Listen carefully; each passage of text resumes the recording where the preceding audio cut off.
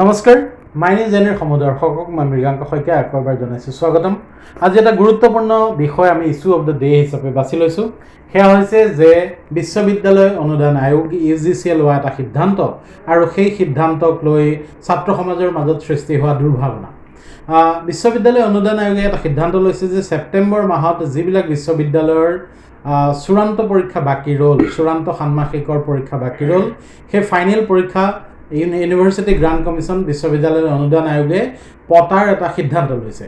আৰু বৰ্তমান যি পৰিস্থিতি ক'ভিড-19ৰ যি সংহাৰ, সেই সংহাৰৰ মাজত এই পৰীক্ষা কিদৰে পাতিব তাকে লৈ বাদ বিবাদ বিতৰ্ক ইতিমধ্যে সৰ্বোচ্চ ন্যায়ালয়ৰ মজিয়া পাইছেগৈ।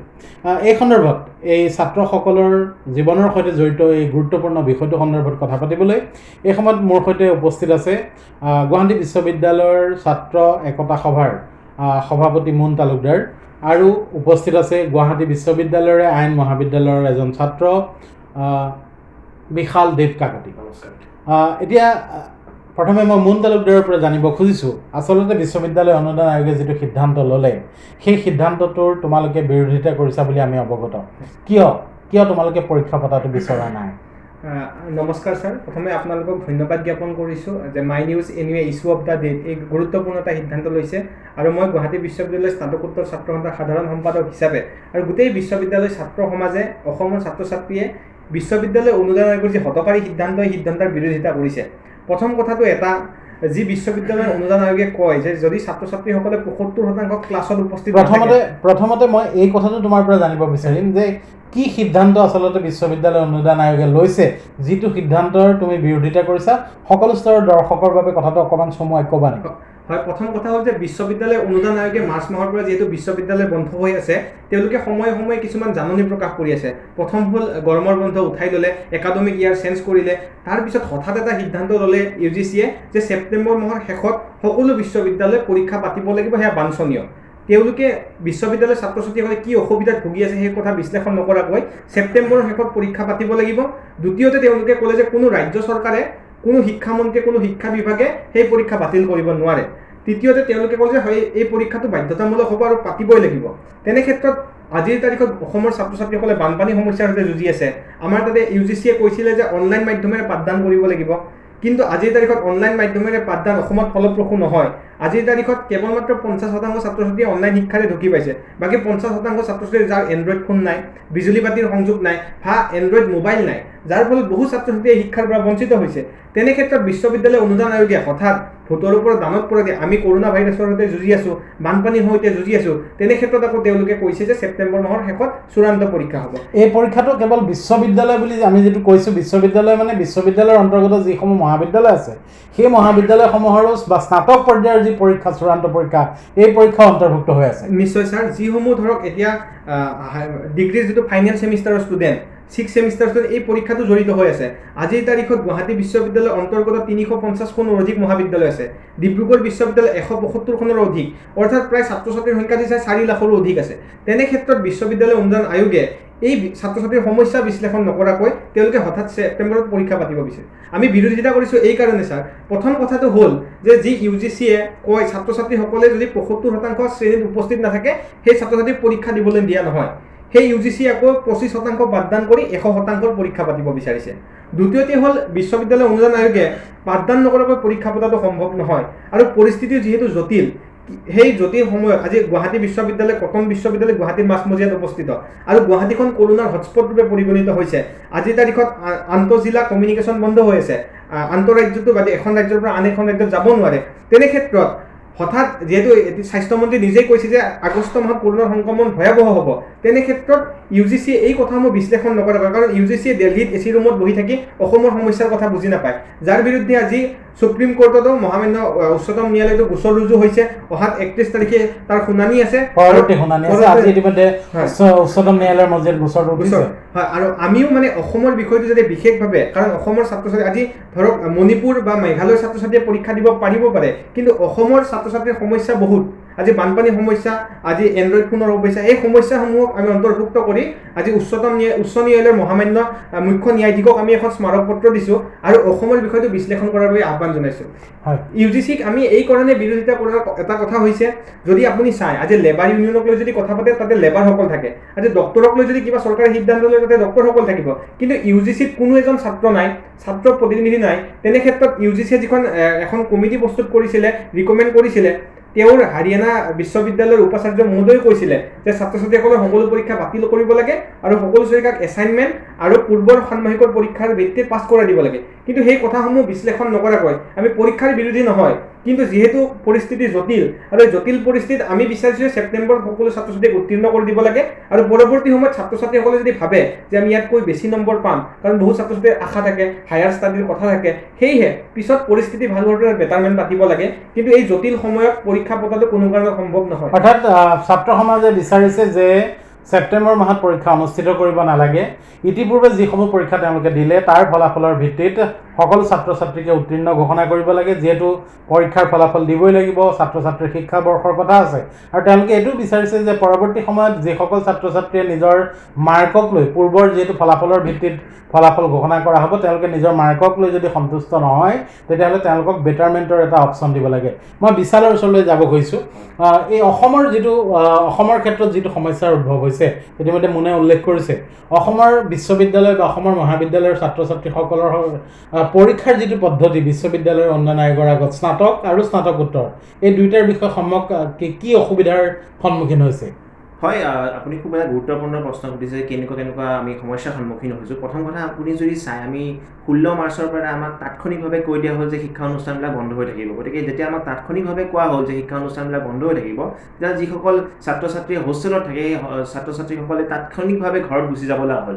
তাৰ ফলত কি হ'ল, তেখেতসকলে লেপটপ বা যিখিনি নোটছ কিতাপ তাত মানে এৰি থৈ যাব লগা হ'ল আৰু এতিয়ালৈকে আমাক সুবিধাখন দিয়া হোৱা নাই যে আমি আকৌ হোষ্টেললৈকে যাম, যাই কেনে কিতাপবোৰ আনিম আৰু পঢ়িব পাৰিম। এতিয়া আমি বিভিন্ন ভিডিঅ' চাইছিলোঁ, বিভিন্নজনে আমি কথা পাতিছিলোঁ, তেখেতসকলে এটা কথাই বাৰে বাৰে কয় যে আপোনালোকে ছেল্ফ ষ্টাডি কৰক। এতিয়া কথাটো হৈছে, যদি আমাক ভালদৰে ক্লাছ কৰা হোৱা নাছিলে, যদি আমাৰ কিতাপবোৰ হোষ্টেলত আছিলে, লেপটপবোৰ হোষ্টেলত আছিলে, নোটছবোৰ ভালকৈ দিয়া হোৱা নাই, তেতিয়াহ'লে আমি ছেল্ফ ষ্টাডি কেনেকৈ কৰিম? দ্বিতীয় কথাটো হৈছে যে আপুনি যদি চাই, ষষ্ঠ ষাণ্মাসিকৰ যিখিনি আমাৰ গুৱাহাটী বিশ্ববিদ্যালয়ৰ অন্তৰ্গত মহাবিদ্যালয় বা গুৱাহাটী বিশ্ববিদ্যালয়তে প্ৰায় ফেব্ৰুৱাৰী মাহত ক্লাছ আৰম্ভ হয় আৰু ফেব্ৰুৱাৰী মাহৰ পৰা প্ৰায় মাৰ্চলৈ ক্লাছ হৈছে। গতিকে এক মাহত ক্লাছত আমাৰ মাত্ৰ 25% বা 20%হে আমাৰ কোৰ্চ ফিনিছ হৈছে।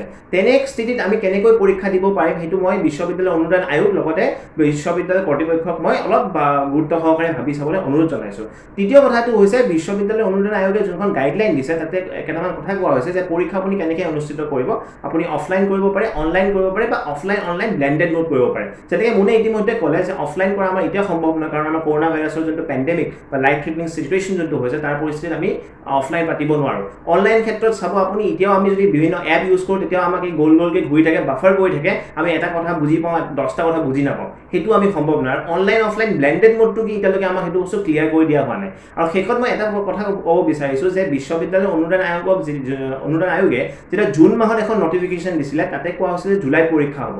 তাৰপিছত যেতিয়া জুলাইত সম্ভৱ নহ'ল, তেখেতসকলক চাপ দিয়া হৈছিল, প্ৰেছাৰ দিয়া হৈছিল, তাৰ ফলত আৰু এখন নটিফিকেশ্যন দিলে, তাতে কৰিলে ছেপ্টেম্বৰৰ শেষত পৰীক্ষা পতা হ'ব। আকৌ ইয়াত অনিশ্চিতত এইকাৰণে পেলাই দিলে, কিন্তু ছেপ্টেম্বৰ মাহৰ কেতিয়া পৰীক্ষা হ'ব, কোন তাৰিখে পৰীক্ষা হ'ব, এই সকলো বস্তু আমাক দিয়া হোৱা নাই। আৰু এটা কথা হৈছে কি, ইণ্টাৰমিডিয়েট যিখিনি ষ্টুডেণ্ট আছে সিহঁতক ছেমিষ্টাৰ হওক বা আগৰ ষাণ্মাসিকৰ মাৰ্কছৰ ভিত্তিত প্ৰমোট কৰি দিয়াৰ কথা কৈছে, আৰু যিসকল নতুনকৈ এডমিশ্যন ল'ব, হায়াৰ এডমিশ্যনৰ কাৰণে ল'ব, সেইসকলৰ এণ্ট্ৰেঞ্চ কেঞ্চেল কৰি দিয়া হৈছে। তেনে স্থিতিত ক'ৰবাত নহ'লে ক'ৰবাত বিশ্ববিদ্যালয় অনুদান আয়োগো বুজি পাইছে যে পৰীক্ষা পতা সম্ভৱ নহয়। কিন্তু মই এই বস্তুটো একানৈটা বাৰটা চলাই অকল ষষ্ঠ ষাণ্মাসিকৰ ছাত্ৰ ছাত্ৰীসকলে কিয় পৰীক্ষা দিব লাগে, এই কথাটো আমি বুজি পোৱা নাই। তাৰ ফলত বিভিন্ন ছাত্ৰ একতা সভাই, গুৱাহাটী বিশ্ববিদ্যালয়ৰ স্নাতকোত্তৰ ছাত্ৰ সভাই আৰু বিভিন্ন ছাত্ৰ একতা সভাই ইতিমধ্যে স্মাৰক প্ৰেৰণ কৰিছে বিশ্ববিদ্যালয় অনুদান আয়োগলৈ, কিন্তু বিশ্ববিদ্যালয় অনুদান আয়োগ এতিয়াও কিন্তু নিজৰ স্থিতিত অটল হৈ ৰৈছে। তাৰ ফলত কি হৈছে, ছাত্ৰ ছাত্ৰীসকল কিন্তু ভৱিষ্যতৰ লগত তেখেতসকল খেলা খেলিছে, আৰু লগতে এনেকৈ যদি পিছুৱাই যাই থাকে, ছেপ্টেম্বৰ পৰীক্ষা নহ'ব, অক্টোবৰত নহ'ব, নৱেম্বৰ ডিচেম্বৰ, কাৰণ আমি নাজানো যে কৰোণা ভাইৰাছ কেতিয়া শেষ হ'ব। গতিকে এনেকৈ পিছুৱাই গৈ থাকিলে আৰু এটা সমস্যা দেখা দিব যে ছাত্ৰ ছাত্ৰীসকলৰ একাডেমিক ইয়াৰ বুলি এটা কথা আছে, সেই একাডেমিক ইয়াৰটো কিন্তু লছ হ'ব। তো তেনে স্থলত কেনেকৈ বিশ্ববিদ্যালয় অনুদান আয়োগে গোটেইখিনি পৰিস্থিতি সমাধান কৰিবলৈ কি সলিউশ্যন বিচাৰে সেইটো খুব উল্লেখজনীয় হ'ব। আৰু লগতে মই কৈ দিব বিচাৰিছোঁ আজি আমি মুন তালুকদাৰ আৰু আমি এই সকলোবোৰ সমস্যাৰ সমাধান বিচাৰি আজি আমি গুৱাহাটী উচ্চ ন্যায়ালয়ৰ মাননীয় মুখ্য ন্যায়াধীশলৈ এখন স্মাৰক পত্ৰ প্ৰেৰণ কৰিছোঁ যে আমি গোটেইখিনি সমস্যা কি কাৰণত আমি পৰীক্ষা এইবাৰ দিবলৈ সক্ষম নহ'বও পাৰোঁ, বানপানী পৰিস্থিতিয়ে হওক বা COVID-19 পৰিস্থিতিয়ে হওক, এই সকলোবোৰ কথা সাঙুৰি আমি এখন স্মাৰক পত্ৰ প্ৰেৰণ কৰিছোঁ। আৰু আমি আশা কৰিছোঁ যে আমাৰ গুৱাহাটী উচ্চ ন্যায়ালয়ৰ মাননীয় মুখ্য ন্যায়াধীশে ইয়াৰ আইনী হস্তক্ষেপ ল'ব। আৰু ইতিমধ্যে মুনে কোৱাৰ দৰে আমাৰ ভাৰতৰ উচ্চতম ন্যায়ালয়ৰ এই বিষয়ে কথা চলি আছে আৰু আমি আশাবাদী যে আমি এই ক্ষেত্ৰত ন্যায় পাম। হয়, মই মুনৰ ওচৰলৈ আকৌ আহিছোঁ। এটা OBE অপেন বুক এক্সামৰ কথা কোৱা হৈছে। UGC নিজৰ নটিফিকেশ্যনত কৈছে যে ছাত্ৰ ছাত্ৰীসকলক ইমেইল যোগে কুৱেশ্যন পেপাৰ প্ৰেৰণ কৰিব, তাৰপিছত তেওঁলোকে ঘৰত বহি কিতাপ মেলি পৰীক্ষা দিব পাৰিব। তুমি অৱশ্যে ইতিমধ্যে কৈছা যে অসমত এইটো অসম্ভৱ, বিশালে ইতিমধ্যে উল্লেখ কৰিছে। এই OBE পৰীক্ষাটোত তোমালোকে কিয় বিৰোধিতা কৰিছা অকণমান স্পষ্টকৈ ক'বা নেকি? প্ৰথম কথা ছাৰ, অনলাইন মাধ্যমেৰে পাঠদানে সম্ভৱ নহয়। শিক্ষা মানে কেৱল মাত্ৰ টিভি স্ক্ৰীণত বা আপোনাৰ লেপটপত বা মোবাইলত কেইটামান PDF আহিব, তাক পঢ়িলেই শিক্ষা বুলি নকয়। শিক্ষা জীৱনজোৰা হ'ব লাগে। আৰু UGC কেৱল মাত্ৰ নম্বৰ কেন্দ্ৰিক যে শিক্ষা ব্যৱস্থা আৰু UGC যে কেৱল মাত্ৰ ভাটৌ ধৰ্মী শিক্ষা ব্যৱস্থা প্ৰদান কৰে সেয়া প্ৰমাণ হৈছে। আৰু অপেন বুক এক্সাম প্ৰতিজন ছাত্ৰ ছাত্ৰীয়ে দিব নোৱাৰে, কাৰণ আজিৰ তাৰিখত সকলো ছাত্ৰ ছাত্ৰীৰ এণ্ড্ৰইড ফোন বা লেপটপ নাই। বহু ছাত্ৰ ছাত্ৰীয়ে নিজৰ লেপটপ যদিও আছিলে গুৱাহাটীতে ভাড়াঘৰ নাই বা হোষ্টেলত থৈ গৈছে, সেইসকল ছাত্ৰ ছাত্ৰীৰ কি হ'ব? আৰু অপেন বুক এক্সাম যদি হয়, কাৰণ ছাত্ৰ ছাত্ৰীয়ে পঢ়িব লাগিব, কিতাপ থাকিব লাগিব, তেতিয়াহে অপেন বুক এক্সামটো সম্ভৱ। আৰু আপুনি যদি চায় হায়াৰ ষ্টাডিত আপোনাৰ মাষ্টাৰ ডিগ্ৰী এইবিলাক বহুত ছাত্ৰ ছাত্ৰীৰ প্ৰেক্টিকেল থাকে। আজিৰ তাৰিখত প্ৰেক্টিকেল লেবসমূহ বন্ধ হৈ আছে, আৰু লেবত যদি প্ৰেক্টিকেল নকৰে প্ৰেক্টিকেল পেপাৰখনৰ নম্বৰ অপেন বুক এক্সামেদি সম্ভৱ নহয়। আজিৰ তাৰিখত বহু ছাত্ৰ ছাত্ৰীৰ ৰিজাৰ্ভেশ্যন থাকে আৰু ফিল্ড ষ্টাডি থাকে, কিন্তু ফিল্ড ষ্টাডিটো আজিৰ তাৰিখত কৰোণা ভাইৰাছৰ বাবে যাব নোৱাৰে। তেনে ক্ষেত্ৰত অপেন বুক এক্সাম ঘৰত থাকি কেইটামান শব্দ লিখি দিয়েই বিশ্ববিদ্যালয় অনুদান আয়োগে কি কৰিব বিচাৰিছে আচলতে তেওঁলোকে এখন মাৰ্কশ্বিট আৰু শিক্ষা ব্যৱস্থাটো নম্বৰ কেন্দ্ৰিক কৰিছে, সেই কথা প্ৰমাণ হৈছে। আৰু বিশ্ববিদ্যালয় অনুদান আয়োগে আপুনি যদি চায়, আপোনাৰ জুন মাহতে এখন নটিফিকেশ্যন দিছিলে যে প্ৰত্যেকখন বিশ্ববিদ্যালয় মহাবিদ্যালয়ত মেণ্টেল হেল্থৰ এখন কমিটি প্ৰস্তুত কৰিব লাগে। তেওঁলোকে যদি মেণ্টেল হেল্থৰ ওপৰত ইমানেই গুৰুত্ব দিছে, আজিৰ তাৰিখত চূড়ান্ত পৰীক্ষাৰ ছাত্ৰ ছাত্ৰীসকলক মানসিকভাৱে হাৰাশাস্তি দিছে UGCয়ে, কোনো নিশ্চয়তা নাই, ক্লাছ পাতিৰ নিশ্চয়তা নাই, তেনে ক্ষেত্ৰত পৰীক্ষা পাতিব বিচাৰিছে। সেয়েহে UGCয়ে এই সিদ্ধান্তটো অতি সোনকালে উঠাই ল'ব লাগে আৰু UGCয়ে ছাত্ৰ ছাত্ৰীৰ পক্ষে ছাত্ৰ ছাত্ৰীৰ কথা চিন্তা কৰিব লাগে। হয়, মুন ধন্যবাদ জনাইছোঁ। তুমি গুৰুত্বপূৰ্ণ এটা দিশ তেওঁ উদঙাই দিছে যে এক ধৰণৰ আচলতে মানসিক হাৰাশাস্তি চলাইছে UGCয়ে, যিহেতু কোনো ক্লাছ হোৱা নাই ভালকৈ। অসমত নেটৱৰ্ক, অসমত অনলাইন, অসমত ইণ্টাৰনেটৰ ব্যৱস্থা কিমান ফলপ্ৰসূ সেয়া সকলোৱে জানে। অসমত বিশালৰ ওচৰলৈ আহিছোঁ। অসমত কেইবাখনো বিশ্ববিদ্যালয় আছে। কোন বিশ্ববিদ্যালয় আচলতে UGC ইতিমধ্যে কিছুমান বিশ্ববিদ্যালয় আমি যিমান দূৰ জানো পৰীক্ষা আমি পাতিব পাৰিম বুলি জনাই দিছে। গুৱাহাটী বিশ্ববিদ্যালয়ে হয়তো পৰীক্ষা পাতিব পাৰিম বুলি তেওঁলোকে জনাই দিছে, অৱগত কৰিছে। অসমৰ আটাইকেইখন বিশ্ববিদ্যালয়ৰ অৱস্থা তুমি কিবা অৱগত কৰিব পাৰিবা নেকি? হয়, আমি দেখিছিলোঁ যে যেতিয়া UGC নটিফিকেশ্যনখন দিছিলে তেতিয়া বিভিন্ন বিশ্ববিদ্যালয় বিভিন্ন ধৰণে তেখেতসকলৰ পৰীক্ষা পাতিম বুলি বা পৰীক্ষা যি কেনেকৈ পাতিব তাৰে সিদ্ধান্ত লৈছিলে। কিন্তু ইয়াতে অলপ বস্তুবোৰ পৃথক কিয়, গুৱাহাটী বিশ্ববিদ্যালয়ৰ অন্তৰ্গত মই যদি ভুল নাই প্ৰায় 350খনমান কলেজ আছে বা মহাবিদ্যালয় আছে। কিন্তু আমি যদি চাওঁ এতিয়া কটন বিশ্ববিদ্যালয় বা তেজপুৰ বিশ্ববিদ্যালয় বা ডিব্ৰুগড় বিশ্ববিদ্যালয় এইখন বিশ্ববিদ্যালয়ৰ কিন্তু অন্তৰ্গত ইমানখন মহাবিদ্যালয় নাই।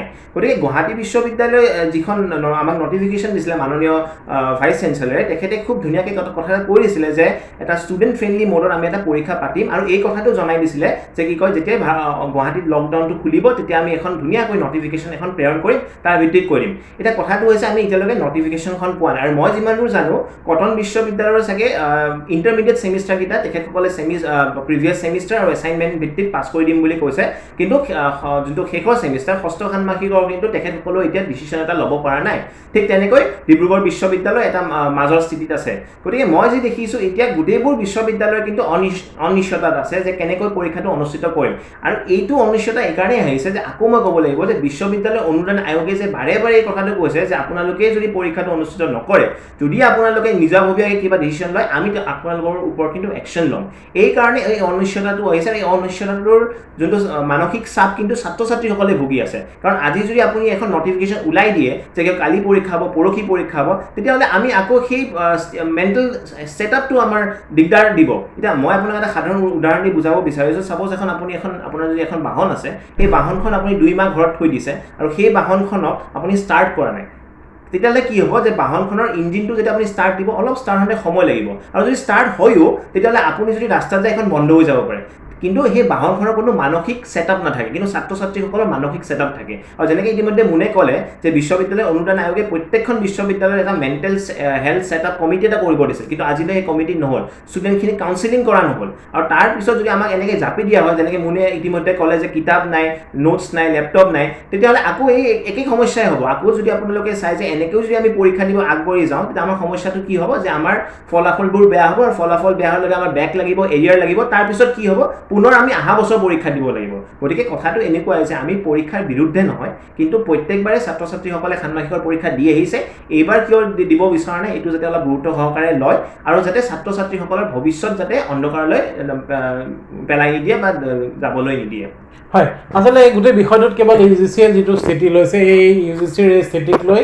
বিভিন্ন ৰাজ্য চৰকাৰসমূহ বা বিশ্ববিদ্যালয় কৰ্তৃপক্ষই মাত মাতিব পৰা নাই বা মাত মতা আমি দেখিবলৈ পোৱা নাই হয়তো ইউজিচিৰ ক্ষেত্ৰত হস্তক্ষেপ কৰিবলৈ অকণমান অসুবিধাৰ সন্মুখীন হৈছে শিক্ষা বিভাগ তুমি কি ভাবা এই গোটেই ক্ষেত্ৰটোত ৰাজ্যৰ শিক্ষামন্ত্ৰী শিক্ষা বিভাগে হস্তক্ষেপ কৰিব লাগে নে নালাগে নিশ্চিতভাৱে অসমৰ ক্ষেত্ৰতো বিশেষভাৱে লাগে কাৰণ অসমৰ ছাত্ৰ ছাত্ৰীসকলৰ এতিয়া বানপানীৰ সমস্যা আছে আজি ইণ্টাৰনেটৰ কানেক্টিভিটি নাই চৰকাৰে যিমানেই নকওক ডিজিটেল ইণ্ডিয়াৰ কথা মেক ইন ইণ্ডিয়াৰ কথা কিন্তু ফলত আজিৰ তাৰিখত মানে বাস্তৱ ক্ষেত্ৰত কি হৈছে সেয়া সকলোৱে দেখিছোঁ আৰু ইউজিচিয়ে যিখন নটিচ দিছে য'ত প্ৰেছ ৰিলিজত উল্লেখ কৰিছে যে বিশ্বৰ উন্নত ৰাষ্ট্ৰসমূহে পৰীক্ষা পাতিছে সেয়েহে আমিও পৰীক্ষা পাতিব লাগে বিশ্বৰ সৈতে আগুৱাই যাব লাগিলে কিন্তু বিশ্বৰ সৈতে আগুৱাই যদি আমি একেলগে যাব লাগে আমাৰ ইণ্টাৰনেট কানেক্টিভিটিও লাগিব আজি বেলেগ দেশত আজি বাহিৰৰ দেশত যদি চাই তেনেহ'লে অনলাইন ইণ্টাৰভিউৰ জৰিয়তে তেওঁলোকে এছেছমেণ্ট কৰিছে কিন্তু ভাৰতবৰ্ষৰ ক্ষেত্ৰত সেয়া সম্ভৱ নহয় আৰু ইউজিচিয়ে যি সিদ্ধান্ত এই সিদ্ধান্তই আচলতে যে ছাত্ৰ ছাত্ৰীৰ পক্ষত নহয় আৰু ইউজিচিত ক'ৰবাত নহয় ক'ৰবাত যিখিনি বিশ্ববিদ্যালয় যে বিৰোধিতা কৰা নাই ইয়াত ৰাজনৈতিক হস্তক্ষেপ এটাও আছে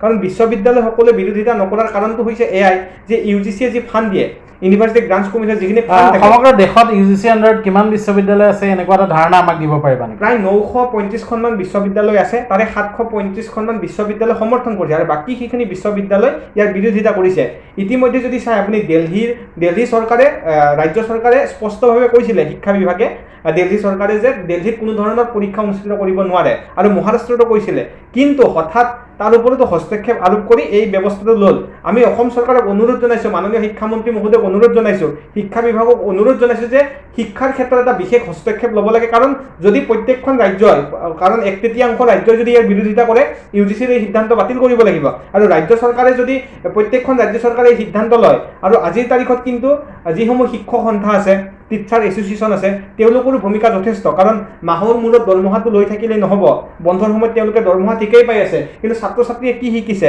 কি মানসিক সমস্যাত ভুগিছে সেয়া বুজ লোৱাৰো দৰকাৰ আছে কাৰণ সেই শিক্ষক সমাজেও ছাত্ৰ ছাত্ৰীৰ পক্ষত থিয় হ'ব লাগে আৰু ছাত্ৰ ছাত্ৰীৰ সমস্যাটোৰ সৈতে কাৰণ আজিৰ তাৰিখত বহু ছাত্ৰ ছাত্ৰী মানসিকভাৱে হতাশগ্ৰস্ত হৈছে কাৰণ আপুনি কল্পনা কৰিব নোৱাৰিব মোক যিদৰে ফোন কৰিছে ঘৰত এক বুকুলৈকে পানী কিতাপ পাতি একো নাই হাতত এটা এণ্ড্ৰইড ফোন নাই তেওঁক যদি কোৱা হয় যে আপুনি এছাইনমেণ্ট দিব লাগে তেওঁক যদি কোৱা হয় যে ছেপ্টেম্বৰৰ শেষত চূড়ান্ত পৰীক্ষা হ'ব কি এটা অৱস্থা হ'ব কাৰণ চূড়ান্ত পৰীক্ষাই ছাত্ৰ ছাত্ৰীসকল যদিহে স্নাতক পৰ্যায়ত থাকে তেনেহ'লে হায়াৰ ষ্টাডিৰ কাৰণে মাষ্টাৰ ডিগ্ৰীৰ বাবে আহে সেয়েহে এই পৰিস্থিতিটোৰ লগত লক্ষ্য ৰাখি এটা বিশেষ এটা ব্যৱস্থা ল'ব লাগে কাৰণ অনলাইন বা অফলাইন মেথডত পৰীক্ষা সম্ভৱ নহয় ইউজিচি যিখন নটিচ সেইখন নটিচত লিখিছে যে পৰীক্ষা যদি পতা হয় অফলাইনত ছ'চিয়েল ডিষ্টেঞ্চ মেইনটেইন কৰিব লাগিব পৰীক্ষা হলত হেণ্ড চেনিটাইজাৰ ৰাখিব লাগিব কিন্তু ইউজিচি এইটো বুজি পোৱা নাই ছাত্ৰ ছাত্ৰী যেতিয়া আহিব এটা মাছ গেডাৰিং হ'ব আজিৰ তাৰিখত সকলো ছাত্ৰ ছাত্ৰী ঘৰৰ পৰা আহিব নোৱাৰে তেওঁলোকে পেইং গেষ্ট ভাড়াঘৰত থাকিব লাগে কিন্তু ভাড়াঘৰৰ মালিকে তেওঁলোকক আহিবলৈ দিয়া নাই আৰু মাছ গেডাৰিং হওক নহওক বা ইউজিচি যেনেধৰণে এটা নটিচ দিছে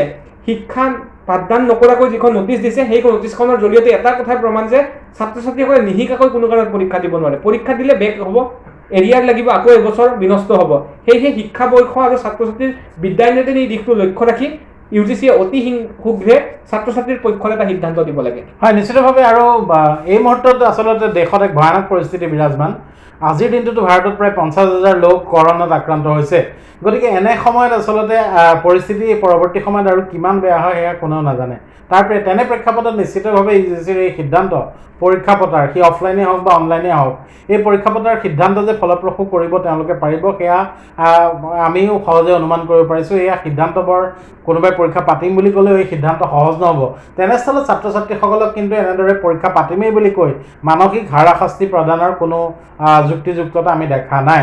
মই বিশালৰ ওচৰলৈ যাব খুজিছোঁ। ইতিমধ্যে এই পৰীক্ষা পতা নপতা বা ছাত্ৰ ছাত্ৰীসকলৰ শিক্ষা জীৱনৰ শেষ বৰ্ষটোৰ চূড়ান্ত পৰীক্ষাটোক লৈ ঘটা বিৰাজ কৰা যি নিৰাশা, এই নিৰাশাৰ মাজত একাধিক আত্মহত্যাৰ ঘটনা ঘটিছে ৰাজ্যত। কি জনাবা এই বিষয়ে?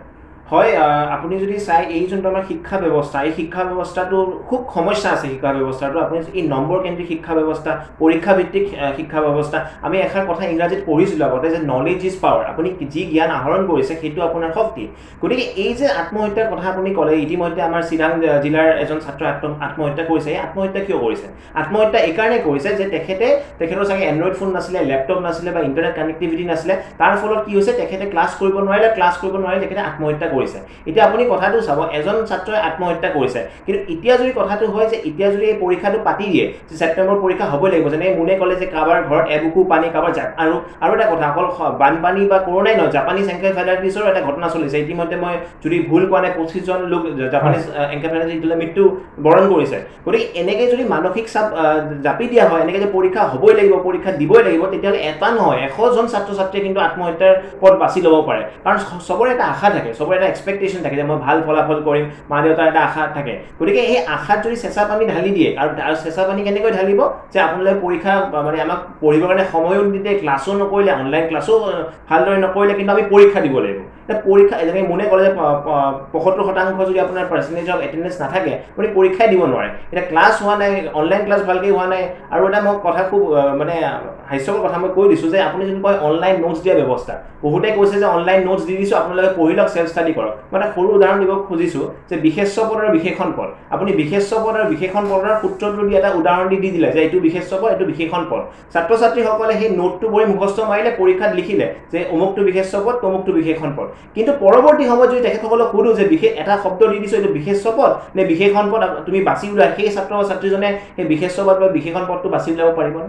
কেতিয়াও নোৱাৰে। কিয়? কাৰণ আমি যে মুখস্থ ভিত্তিত সেই অনলাইন নোট দিয়া ছিষ্টেমত পৰীক্ষা দি দিওঁ, তেতিয়াহ'লে আমি আমাৰ জীৱনৰ আৰু আমাৰ জীৱনটো অকল এটা ষান্মাসিকৰ নহয়তো, আমাৰ জীৱনটোত পৰীক্ষা আমি দি থাকিব লাগিব, বিভিন্ন ক্ষেত্ৰত আমি পৰীক্ষা দিব লাগিব। গতিকে যদি আমাৰ সেই নলেজটো নাথাকে, সেই জ্ঞানটো নাথাকে, অকল অনলাইন নোট দি খালি পৰীক্ষা পাতিব লাগিব, গতিকে অনলাইন নোটছ দিছোঁ, আমি দায়িত্ব সামৰি দিছোঁ। মই বহু শিক্ষক শিক্ষয়িত্ৰীক মই ধন্যবাদো জনাইছোঁ, তেখেতসকলে বহুত কষ্ট কৰি অনলাইন ক্লাছবোৰ কৰিছে, নিজৰ ইণ্টাৰনেট কানেক্টিভিটি ইউজ কৰিছে। মই আৰু এটা কথা ক'ব বিচাৰিছোঁ যে যদি সকলো ছাত্ৰ ছাত্ৰীয়ে অনলাইন ক্লাছ কৰিব লাগিছিলে, সকলো ছাত্ৰ ছাত্ৰীয়েতো এডমিশ্যন ফিজ দিছে, এডমিশ্যন ফিজ দিয়া আছে। গতিকে এই ছাত্ৰ ছাত্ৰীসকলে যেতিয়া আমাৰ অসমত ইমান সংখ্যক লোক আছে যিসকলে দুবেলা দুমুঠি ভাত খাব নোৱাৰে, সেইসকল লোকে এটা ইণ্টাৰনেট পেক সদায় কেনেকৈ কিনিব? গতিকে বিশ্ববিদ্যালয় যদি এনেকুৱা কিছুমান পদ্ধতি হাতত ল'লেহেঁতেন যে আমি এটা এপ বনালোহেঁতেন বা কিবা এনেকুৱা আমাৰ পদ্ধতি ইউজ কৰিলোঁ, যাৰ ফলত ছাত্ৰ ছাত্ৰীসকলৰ ইণ্টাৰনেট পেক খৰচ নহয়, গোটেইখিনি যিমান খৰচ আছে বিশ্ববিদ্যালয় বহন কৰিলেহেঁতেন, তেতিয়াহ'লেও চাগে এই সমস্যাটো অলপ সমাধান কৰিব পাৰিলোহেঁতেন। কিন্তু এনেকৈ যদি ঠেলি দি থাকে আৰু শেষত যদি ঘপককৈ এদিন আৰু এখন নটিফিকেশ্যন দি দিলে যে 25 ছেপ্টেম্বৰ, 26 ছেপ্টেম্বৰ বা 27 ছেপ্টেম্বৰ পৰীক্ষা পাতিম, তেতিয়াহ'লে কিন্তু এজন নহয় 100 জন ছাত্ৰ ছাত্ৰী কিন্তু আত্মহত্যা কৰিব। আৰু তাৰে কিন্তু দুখ কিন্তু আমি ইউনিভাৰ্চিটি গ্ৰাণ্টছ কমিশ্যন দিব লাগিব, ইউনিভাৰ্চিটি অথৰিটিক দিব লাগিব। গতিকে অনুৰোধ জনাইছোঁ যাতে এই পৰিস্থিতিৰ সম্ভাৱনা যাতে নহয়। আচলতে এই দেশত যি পৰিস্থিতিৰ উদ্ভৱ হৈছে, এই পৰিস্থিতিৰ মাজত আমি দেখিছোঁ যে অনলাইন শিক্ষা যে গুৰুত্বপূৰ্ণ, সেয়া ভাৰতত, অসমত, গুৱাহাটীত সেয়া এতিয়া উপলব্ধি কৰা হৈছে। যি সময়ত বিশ্বই তথ্য প্ৰযুক্তিৰে জয়ময় অৱস্থা, বিশ্বৰ বিভিন্ন ঠাইত তথ্য প্ৰযুক্তিৰে শিক্ষা প্ৰদানৰ ব্যৱস্থা আছে, অনলাইন ক্লাছ আমাৰ ইয়াত সম্পূৰ্ণ নতুন কনচেপ্ট হৈছে। আৰু কিন্তু বিদেশত এই অনলাইন ক্লাছ, অনলাইন পৰীক্ষা, অবিৰ পৰীক্ষা এয়া চলি আহিছে। এতিয়া হঠাতে এই পৰিস্থিতিৰ লগত খাপ খুৱাব নোৱাৰাৰ মূলতে হ'ল আমাৰ বিশ্ববিদ্যালয়সমূহ, আমাৰ শিক্ষানুষ্ঠানসমূহ, আমাৰ শিক্ষা ব্যৱস্থা পিছ পৰি থকাটো, নহয় জানো? তুমি কি ভাবা যে এতিয়া হঠাতে যেতিয়া আমাক COVID-19 প্ৰেক্ষাপটত অনলাইন শিক্ষাৰ প্ৰয়োজনীয়তা আহি পৰিল, কিন্তু আগতে আমাৰ কোনো প্ৰস্তুতি নাছিল, আমি একেবাৰে বিশ্ববিদ্যালয়ত অনলাইন শিক্ষাৰ নামত কিবা আছেনে? নিশ্চিতভাৱে আপুনি যিটো কথা ক'লে যে গুৱাহাটী বা অসম বা ভাৰতবৰ্ষত অনলাইন শিক্ষাৰ ব্যৱস্থাটো বহু পিছ পৰি আছে, দেশৰ উন্নত ৰাষ্ট্ৰসমূহে আগতে গ্ৰহণ কৰিছে। আমাৰ ধৰক এতিয়াও চক এণ্ড টক পদ্ধতিৰে চলি আছে। চব ব্লেকবোৰ্ডত কিবা এটা লিখি দিব, সেইটো আমি কম, চক এণ্ড টক পদ্ধতি চলি আছে। কিন্তু আজিৰ তাৰিখত যদি চৰকাৰে বা ভাৰত চৰকাৰে ইতিমধ্যে কৈছিলে digital India, make in India, এই ব্যৱস্থাসমূহ যদি ফলপ্ৰসূ কৰিলে হয়, এই ব্যৱস্থাসমূহ যদি আন্তঃগাঁথনি উন্নয়ন কৰিলে হয়, আজিৰ তাৰিখত এই সমস্যাটো ভুগিব নালাগে। কিন্তু এনেকুৱাও নহয় যে আমি ট্ৰেডিশ্যনেল পদ্ধতিৰে চলি থাকিম, আমি গ্ৰহণ কৰিব লাগিব যিটো অনলাইন শিক্ষা ব্যৱস্থা, অনলাইন আৰু অফলাইন। কাৰণ ভাৰতবৰ্ষৰ পৰিস্থিতি যিহেতু আমি উন্নয়নশীল দেশ, সেয়েহে অনলাইন আৰু অফলাইন দুয়োটা মেথড এপ্লাই কৰিব লাগিব। আৰু আপুনি যদি চাই অনলাইন মেথডটো কেনেকুৱা, ধৰক যিসমূহ বিশ্ববিদ্যালয় বা মহাবিদ্যালয় লেব থাকে, লেবত গৈ কিনে তেওঁলোকে কিছুমান বস্তু চাৰ্চ কৰে। আজি লাইব্ৰেৰীৰ কনচেপ্টটো আমাৰ একেবাৰে নতুন। মহাবিদ্যালয়সমূহত প্ৰায় 30% মহাবিদ্যালয়ত এতিয়া লাইব্ৰেৰীৰ কনচেপ্টটো আহিছে, কিন্তু বিশ্বৰ উন্নত ৰাষ্ট্ৰসমূহত ইতিমধ্যে প্ৰত্যেকটোতে লাইব্ৰেৰীৰ ব্যৱস্থা আছে। আমাৰ সেই পুৰণি কিতাপসমূহে এতিয়াও লাইব্ৰেৰীত গ্ৰন্থাগাৰত আছে, কিন্তু লাইব্ৰেৰীৰ মাধ্যমটো আহিব লাগিব, অনলাইন শিক্ষাৰ উন্নয়ন কৰিব লাগিব। কিন্তু এই গোটেইখিনি কৰিবৰ কাৰণে ছেপ্টেম্বৰৰ ভিতৰতে যে কৰিব লাগিব তাৰ কোনো কথা নাই। আমি সেই বিকাশটো অনলাইন মাধ্যমটো বিকাশ কৰিব লাগিব, কিন্তু তাৰ বাবে আমাক এটা পৰ্যাপ্ত সময়, আন্তঃগাঁথনিৰ উন্নয়ন আৰু চৰকাৰসমূহে গুৰুত্ব আৰোপ কৰিব লাগিব। আজি ৱাইফাইসমূহ সকলো জেগাই জেগাই নাই। কেৱল মাত্ৰ যদি চাই, আজি আপুনি যদি অনলাইন এক্সামবিলাক হয় কেৱল গুৱাহাটী, যোৰহাট আৰু তেজপুৰতহে দিব পাৰে। ৰাজ্যখনৰ মাত্ৰ 3টা জেগাত যিবিলাক অনলাইন এক্সাম হয়, নেট স্লেটৰে হওক বা যিখিনি কম্পিটিটিভ এক্সাম, এই 3টা জেগাতহে দিব পাৰে। তেনে ক্ষেত্ৰত গাঁৱে ভূঞে চহৰে নগৰে অনলাইন শিক্ষা ব্যৱস্থা ফলপ্ৰসূ হোৱা নাই। চৰকাৰখনে শিক্ষা ব্যৱস্থাৰ ওপৰতো গুৰুত্ব আৰোপ কৰিব লাগিব, কাৰণ আজিৰ ছাত্ৰ কাইলৈ দেশৰ নাগৰিক। কিন্তু এনেধৰণে যদি অনলাইন শিক্ষা নাপায় কিনে আমাৰ নাগৰিকসকল ধ্বংস হৈ যায়, কাৰণ শিক্ষা নোহোৱাৰ লগে নাগৰিক ধ্বংস হৈ যাব।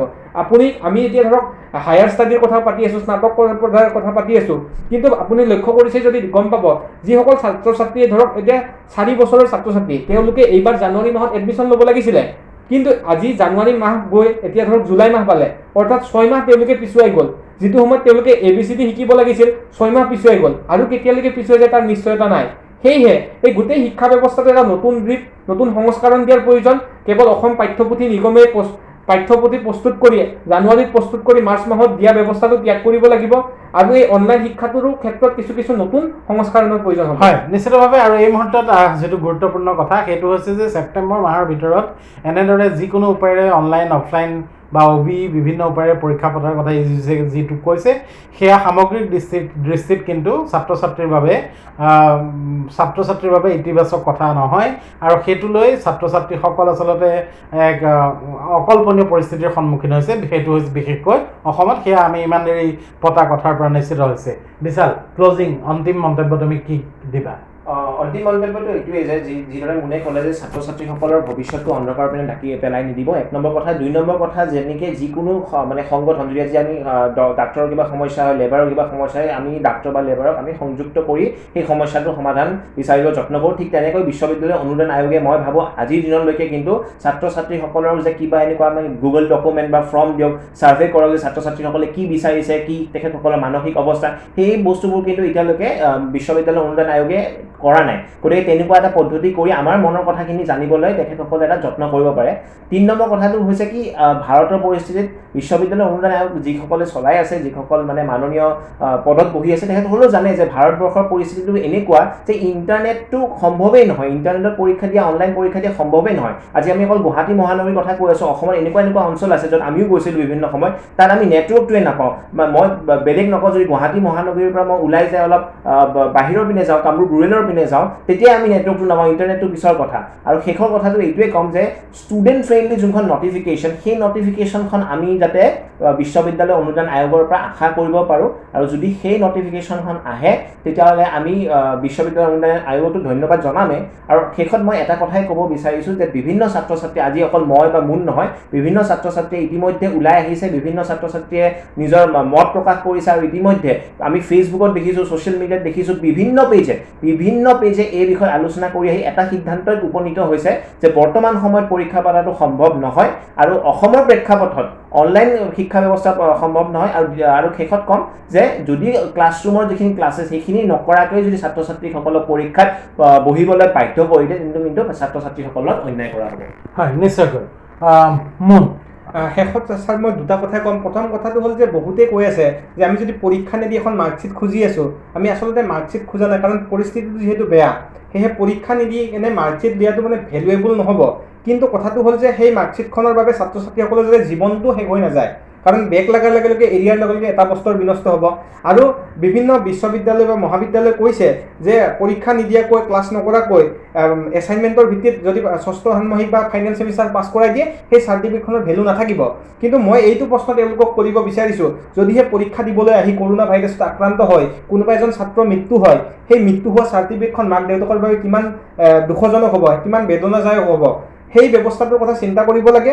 আৰু আমি বিশ্ববিদ্যালয় উন্নয়ন আয়োগক এটাই অনুৰোধ জনাইছোঁ যে ছাত্ৰ ছাত্ৰীৰ পক্ষত এটা নতুন পদ্ধতি অৱলম্বন কৰিব লাগে আৰু এটা মূল্যায়ন কৰিব লাগে আৰু সমগ্ৰ দেশত এটা জনজাগৰণ সৃষ্টি হৈছে আৰু অসমৰ বিষয়টো যদি সুকীয়াকৈ আলোচনা হয় শেষত মই আৰু এটা কথা ক'ম ছাৰ যিটো অসমত ধৰক আজিৰ তাৰিখত ছাত্ৰ সংগঠন যথেষ্ট আছে কিন্তু ছাত্ৰ ছাত্ৰীৰ সমস্যা বুজি পোৱা সংগঠন নাই আজিৰ তাৰিখত ছাত্ৰ ছাত্ৰীৰ পক্ষত থিয় হোৱা বহু ছাত্ৰ সংগঠনে চান্দা তুলিব পাৰে তেওঁলোকে অধিৱেশন পাতিব পাৰে কিন্তু ছাত্ৰ ছাত্ৰীৰ সমস্যাৰ সময়ত ছাত্ৰ ছাত্ৰীসকলৰ লগত নাই তাৰ এটাই কাৰণ তেওঁলোকে আচলতে ছাত্ৰ নহয় আজি যদি বিশ্ববিদ্যালয়ত পঢ়িলে হয় মহাবিদ্যালয়ত পঢ়িলে হয় ছাত্ৰ ছাত্ৰীসকলৰ সমস্যা বুজি উঠিলে হয় তেওঁলোকে ছাত্ৰ সংগঠনৰ নামত কেৱল সংগঠন কৰিছে চান্দা উঠাইছে অধিৱেশন পাতিছে তাতে তেওঁলোক সীমাবদ্ধ আমি সেয়েহে সকলো ছাত্ৰ ছাত্ৰীক এটা অনুৰোধ জনাইছোঁ আপোনালোকৰ নিজাববীয়া মন্তব্যসমূহ ছ'চিয়েল মিডিয়াত কওক ইতিমধ্যে UGCক আমি মেইল কৰিছোঁ আৰু UGC যদি এনেধৰণৰ সিদ্ধান্ত লৈ থাকে আমি ইতিমধ্যে সাজু হৈছোঁ যে 5,000 ছাত্ৰ ছাত্ৰীয়ে UGCলৈকে স্মাৰক পত্ৰ পঠাব হয় নিশ্চিতভাৱে এটা গুৰুত্বপূৰ্ণ সমস্যা এটা জটিল সমস্যা